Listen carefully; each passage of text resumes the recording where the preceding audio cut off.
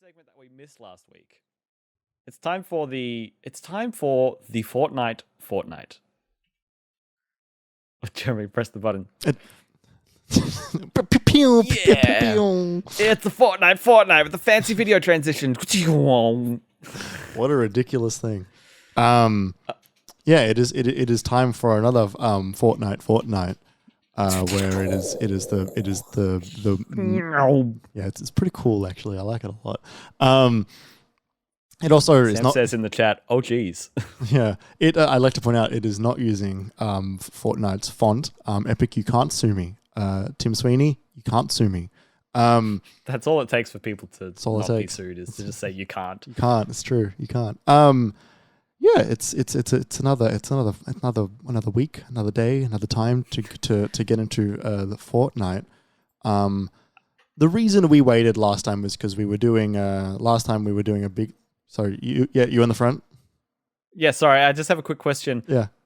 If I've got my numbers correct, is this the second Fortnite? No, this is the third. Oh, okay. Yeah. Carry on. Last week. We were going to do it last week, and then I decided to push it, one, because neither of us had, I hadn't played enough, and you had played a little bit, actually, but I wanted to push it because we were going to do the Halloween-y type episode, and the Halloween event in Fortnite wasn't out yet. And so I was like, oh, look, I reckon it's better just to wait, and so we can play a little bit more, and I can talk about the event. And so I played the event. It's, I think, got a really good name, which is Fright Night. Yeah. That's cute. Different parts of the map has been taken over by haunted houses and buildings, and there are zombies. Which is another PvE type thing. There are NPC bosses inside of the world of Fortnite while you're playing the Battle Royale, which you can kill to get high level gear. And this is no different, where there's a boss underneath one of the haunted houses, which is like a scary jack-o'-lantern kind of person that throws fire grenades at you. Easier to kill definitely than the other boss that's in there, the whatever the villain of the season, Chrome the Chrome witch or whatever she is. This boss is easier to kill, mostly because you can just sort of hide behind walls and break line of sight, and then do a bunch of damage, and then go back behind and break line of sight again. Do you get good stuff? Yeah, you get the rocket launcher, and you get I think it was an SMG, I think. I don't quite remember. But similar to last season, where there was the Vibin quest line, where there's every day or so an additional quest gets made. There's event style things. So every day a new quest gets added to the Halloween thing. So when you don't play for a week or so, you come in and there's just a bunch of quests that get added every either day or every half day, which I think is really cool. I think that's a really cool way to do events, is to continuously add more quests throughout the event, so you can still get a bunch of XP and you don't feel like the event's getting stale, because there's at least something to do every time you log in. Whereas to engage with it. Apex, sometimes you log in and it's oh, this thing's still going on? Oh, back to Battle Royale. Yeah, or okay, you're doing an event that's just skins, and these skins cost money, so I'm just not going to engage at all. This is at least there's something to do there, which I think is pretty neat. There's an Ash from The Evil Dead, an Ash versus Evil Dead skin in there, which is funny. Bruce Campbell, he's in the game now, and he's got a... I thought you meant from Pokemon for a second. No, I was thinking the other day, what's left? What's realistically left that is going to make a big 6 deal? things. Yeah, right? And the only 2 I can think of is Pokemon and Mickey Mouse. And they're never going to let Mickey Mouse carry a gun. Don't think there's any Bethesda stuff in there, right? There's no Elder Scrolls or Fallout. Yeah, but I mean headline making. You mean multimedia? Yeah, Goku was huge, right? Yeah. When they first did Marvel, when they first did Star Wars, that was a big deal. Beyblade. Beyblade. Yeah, so Yeah, and there's if you get the Ash skin, which I don't, but like he's got like a custom like axe thing, which is like a chainsaw that replaces his hand, like in the movie, which is cool, and it's only usable with that skin. That's cute. Black Adam's in there at the moment, which is funny. Yeah, you said should I buy it as a joke, and I was like, no, because it's not even funny. I think it would have It's been just funny. you spending money. I think it would have been funny, but not for the price of the skin. Yeah. If it was $5, I probably would have done it, but it's 20. Oh, that led to that interesting conversation, right? Where you were saying like, how much would you spend for your ideal costume? And we're trying to figure out what our ideal costumes would be. Yeah. Mine, I think, was like Ratchet and Clank, or yeah, something like that, right? Yeah, you said Ratchet and Clank as well as Sora Rivet and Kit. Oh yeah, that Sora. as well. Yeah, Sora would be. Although Sora would never carry a gun. Oh no, he actually carries guns in Kingdom Hearts 3. It does. He's got like pistols. He goes like, it's like ridiculous. So weird. Yeah. I think I landed on Power Rangers. If they had Power right. Rangers, especially the Power Rangers in space outfits, I would be in like Flynn. Yeah, I can see that. Yeah, that's basically it. I wanted to wait till the event stuff was in. Because I feel like it fit better with this episode. You've been playing it more. How have you been going? I tweeted earlier last week, and I was going to look it up so I could quote it, but I've remembered off the top of my head because it's like 20 characters. And I tweeted and I said, "Uh-oh, I think I like Fortnite?" And it's just kind of caught me off guard. I was playing it solo like multiple times this last couple of weeks, which like I don't do in battle royales. I don't know. I'm just having fun with it in a way I didn't expect to. I'm kind of clicking with the shooting. Sometimes I pop off. Sometimes I get absolutely destroyed. We won 2 games the other night, but even before that, there was a you tried to stream Scorn 2 weekends ago, not just yesterday, but 2 weekends ago, and then it kind of didn't work. And I popped into your chat, was like, Fortnite, want to play Fortnite? And we did, and we used the chrome splash and turned into globs of goo and went like while we was swimming around the map and just had silly fun. It's so strange, all the different anime characters. It still boggles me every time. I think I bring it up every time I play this game, literally in game, and then when I talk about it. But just random characters, like cell shaded, is like, oh, there's Morty in a robot outfit. There's Rick and there's Goku and there's John Wick from like season 3 from 2017. Like, this game is absurd. But I don't know, I started to gel with how it feels a bit better. Like, it does just feel a bit sillier and a bit more cartoony until it gets to that final like 10 players left, and it's like, oh shit. Now then it becomes like PUBG in like an instant, where you don't know where anyone's going to be, and you know that they can just wreck you in an instant if they're good enough, and you're just hoping you don't get annihilated. Yeah, I don't know. It just grabbed me in a way that it never has before. Like a battle pass level 40 or something. There's something really satisfying about being able to jump in and have a backlog of challenges and just do whatever is on the list and go up 10 levels in one play session. That's so good. Yeah, the progression is so fast in this game. Like, you level up so quickly, which is why the battle pass doesn't cap at 100 and why there's like bonus challenges a while after, and you've basically got 2 battle passes. And it's like, look, I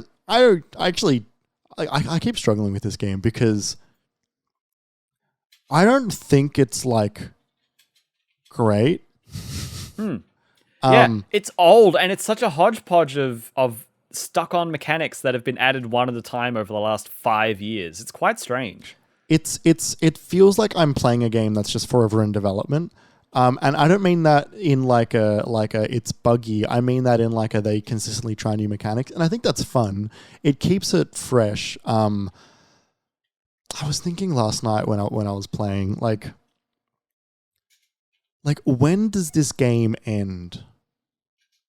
Like, in what world does this game turn off? Like, I don't know that it does. yeah, I know, right? Like, it feels like the beginning of like, and look, there is. It's like asking when does World of Warcraft end? You know, I can see that ending, only because Yeah. that game is like, that game is. Look, they have not been doing as well as they once have been, and that is shifting of the times and all that stuff. But that game is different. That game requires a commitment. And that game also is a subscription too, and is technically old now. This is like a game from the future, and I don't mean that particularly in a good way. This is a Ready Player One. Yeah, like this is the marketing vessel for 400 films we haven't seen yet. I can this is the Facebook of video games. I think is what it kind of is, right? It's the that is apt. Yeah, right. That is apt, my friend. It is artificial, and plastic. It's technically still very impressive. And it's not like it's not fun to play. It's designed in a vac, which is why it's fun to play, right? It's a test tube. Did you say a vat? Yeah. Okay. Yeah. It is artificially designed to hit receptors in your brain to tell you that it's having fun. Give me that Petri dish gameplay. Kinda, yeah. And look, I don't want to be completely mean, because obviously people who play this game, people who've made this game are quite good at their jobs, obviously. But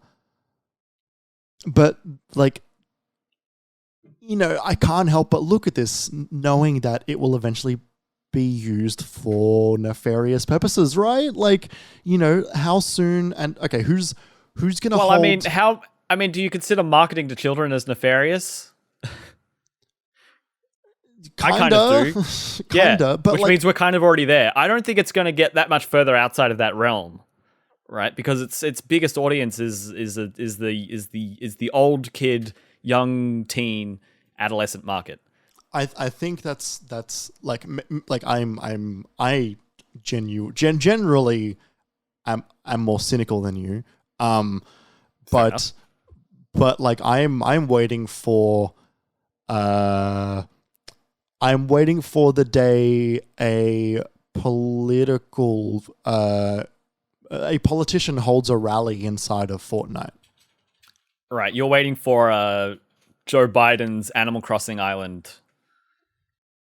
Yeah, but the Fortnite equivalent. You're waiting for the rally, the campaign rally in Fortnite event. Yeah, but the Fortnite Joe Biden, sorry, the Joe Biden Animal Crossing thing was a joke. That was just useless. Kind of. It was a part of their campaign. That was paid for by their campaign to get publicity for the Democratic campaign for the election. Yeah, but Animal Crossing Islands are not the same. That was a Pokemon Go to the polls kind of level. Yes, definitely. It's not the same as what you're suggesting with this, but I was using that as a sort of a jumping off point to talk about this being the logical extension of something like that. Sorry. Yeah. When you can go to something live, when there is a call to action inside of a game like this from something like that, or when it or the opposite direction, right? Instead of a political rally, what if it's political censorship inside of the game, right? What if for example, the example that went around propaganda. Yeah, what if they start banning the phrase Xi Jinping, Winnie the Pooh, or whatever? I don't know. Like Genshin does. Yeah, I don't know what Fortnite looks like in China, but that level of thing. And then it turns into look, it's obviously the single most like cultural like like the most amount of hegemony you can jam into a game is this, right? It is the status quo of the video game, and it terrifies me.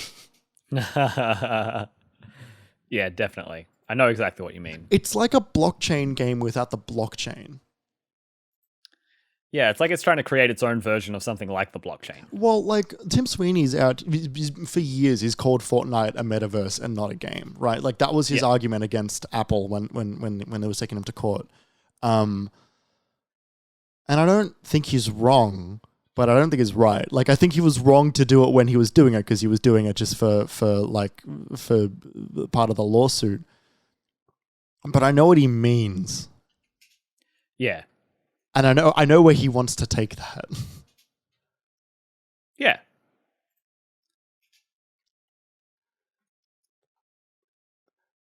Like I'm yelling at the sky. Uh-huh. Yeah, like this is like throwing a pebble at like a cruise ship that's like 12 stories tall. Yeah. It's like, oh. Nothing's going to change or happen here, but it is. I understand the concern. It's scary to see something that large, and that's why people have reservations about something like Disney and why it holds so many of the very largest properties in media across the planet. Yeah, and how dangerous that is in terms of media diversity and what that means when they acquire more people and more companies and more studios. Yeah. We're looking at that same thing here with Fortnite in a different way, where it informs the monetization model of so many games going forward. The Battle Pass system was kind of was it introduced in Fortnite? I feel like that was one of Fortnite's actual innovations. It was at least popularized. I don't know if it was the very first, but it was like the biggest game to do that first. Yeah. And now that's basically the way to monetize your live service game going forward, which is for the best. We're moving away from loot boxes. It's that kind of thing where it's just got so much market penetration, or it is so popular. It is almost too popular. Like I'll never forget when the Thanos integration happened when Infinity War came out, and you could. Was it that year or the next year with Endgame when you could play as Thanos and like jump across the map and blast everyone with your gauntlet? And it was Infinity War, and then they brought it back. It was wild, and they've kept doing it, like with Galactus, with the Marvel events, and the what was it? It was Travis Scott and Ariana Grande concerts, the Star Wars trailers, and like it's become something completely different. I think saying that it isn't a game is completely disingenuous because it was developed as a game. It's only there because it started as a game, and the only reason it's as popular as it was is because of the game. Now it's become so popular, and it was on this foundation which was so malleable that they could turn it into what they were able to with its popularity. But like it was changed by its popularity. It is a game. That is the bedrock of this platform, is the game. And calling it anything else is absurd.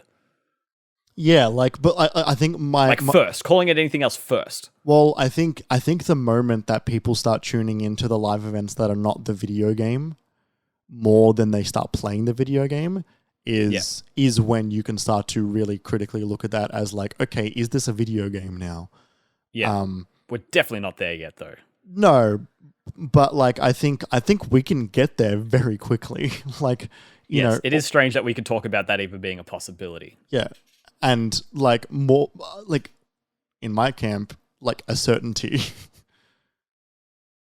Yep.